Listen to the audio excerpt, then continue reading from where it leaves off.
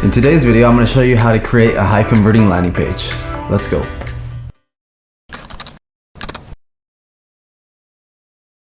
How's it going, guys? Jonathan from Gonz Media Productions here, and welcome to today's video. If you're watching this video, this is part 2 of a 5-video series. So if you haven't seen video 1 yet, why don't you go back and watch that. I'll put it right up here or in the description down below.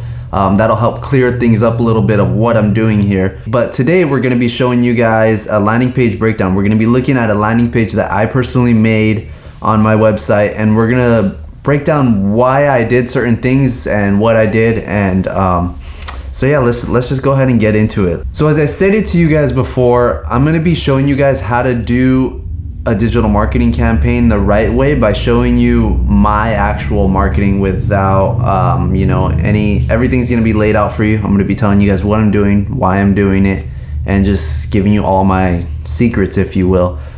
So we have this landing page here, right? So this is my website. There's a few things to look at here. So this is the page that people are going to come to when they click on the ad. So the ad, you guys will actually see the ad in a later video, but when they click on it, this is what they're gonna be coming to. So obviously, first thing you'll notice is that here on the top, notice how there's no navigation here, right? So if I go to my website, typically you have this navigation bar on top.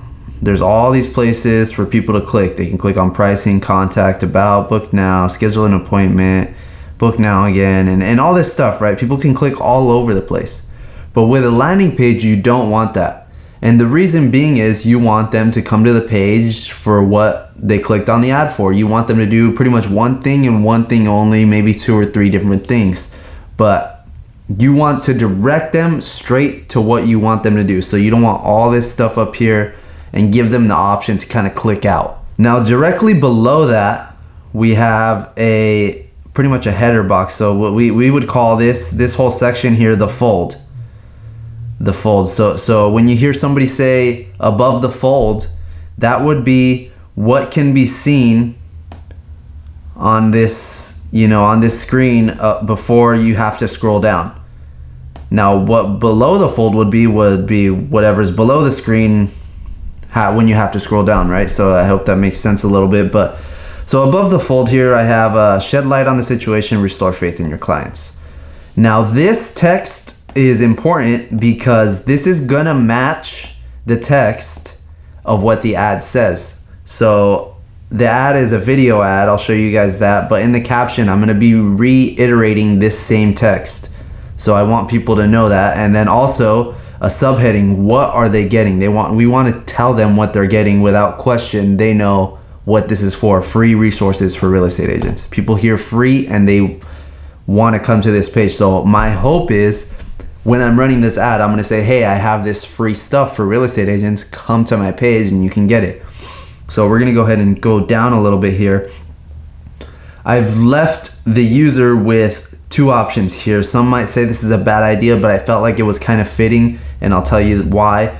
But typically a lot of people will only have one option and one option only, which is cool. A lot of people like that. But one, it gives them more information. So as things unfold, more and more begin to question the detriment this will have on our economy and housing market. We are slowly navigating into an unknown territory, and all we can rely on at a time like this is each other.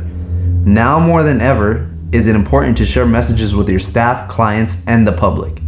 Download our free resources below to assure your community in this time of need.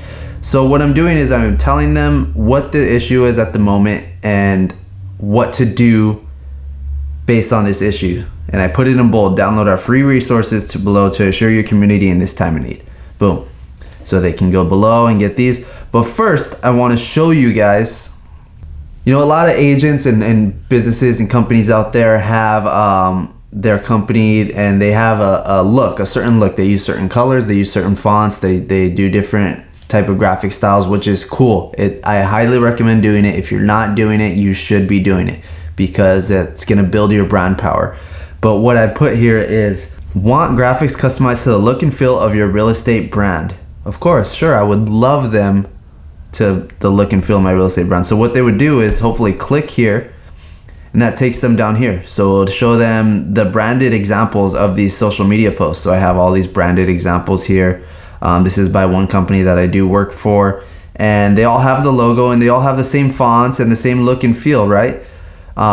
So my hope is that these people will scroll down to here and they would want these graphics and get in contact with me. You know, they'd put their name, they go ahead and put out an email, and then their phone number, and then they hit next, and then they tell me more about their business. So, you know, hey, I'm an agent, I do luxury stuff, and I'm with the national brokerage team. So I'm with Keller Williams Luxury, I don't know, something like that, right? And then they go ahead and send it off to me, at which point they would automatically get an email with more information, and 2, I would have their information now. So I would get their email and their number, and then I can contact them to go ahead and either sell them these graphics.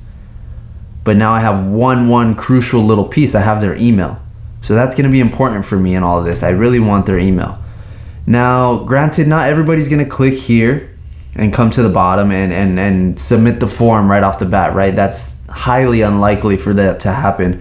But most people are probably going to come up here, and I have these unbranded, just different colored posts where they can come, grab, and download whatever they want. You know, they say, I like that. Oh, I like this one. Okay, cool. They'll download it, and then they can go ahead and post it on their social media.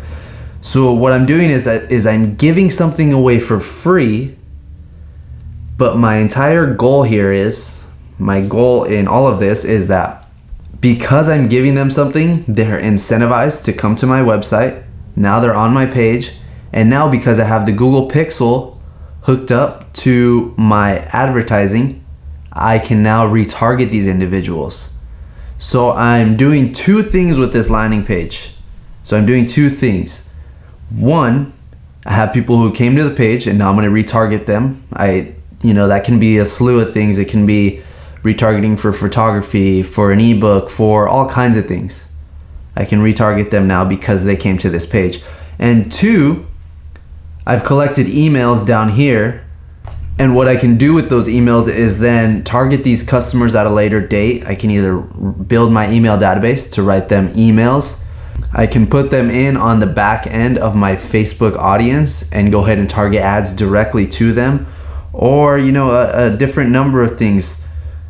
But anyways, looking at this landing page now, I will say this bottom here, this bottom piece, is probably a bit of a mistake on my end, because what I'm doing here is I'm giving them an opportunity to click and go somewhere else. That's not necessarily what I want. Although this is another pretty decent landing page where I can get more information from them, it's probably not the best option. So it's probably going to be in my best interest to go ahead and remove this, and that way I give the person who comes here less options to bounce, right? So I want people who come to this page to stay on this page, get what they need. Now, some people might go against what I'm saying here, right? What I could have done is I can go ahead and make these downloads here accessible via email. So what I could have done was put a contact form right here and say, hey, you want these free resources? Cool. These are them. Put your email here. We're going to send them to you. And then boom, I automatically get their email.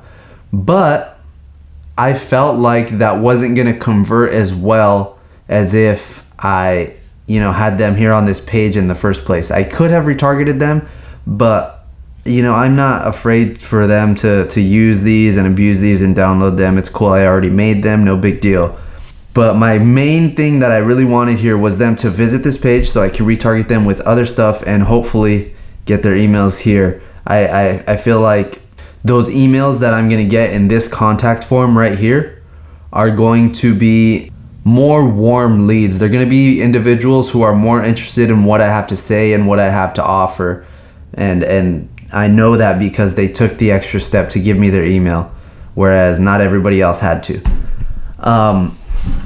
So that's just a little bit of a landing page breakdown. This is not necessarily a how to build a landing page, but I hope this gives you some insight as to why I built things out the way I did. Remember, this is video 2 of a 5 video series. If you haven't seen video 1 yet, I'm gonna put that somewhere on the screen right here. Video 3 is coming up next, so you can also view that somewhere here on the screen right here. If you guys like this video, go ahead and please hit that like button down below, and please subscribe because I have a lot more of this stuff coming. I think you're gonna really enjoy it. We're gonna be showing you guys a full-on marketing breakdown. And the next video, it's gonna be a walkthrough of how to use Facebook's Audience Insights tool to show you how to get really detailed targeting. So if you guys will join me on the next one, and thanks for watching. Have a good one.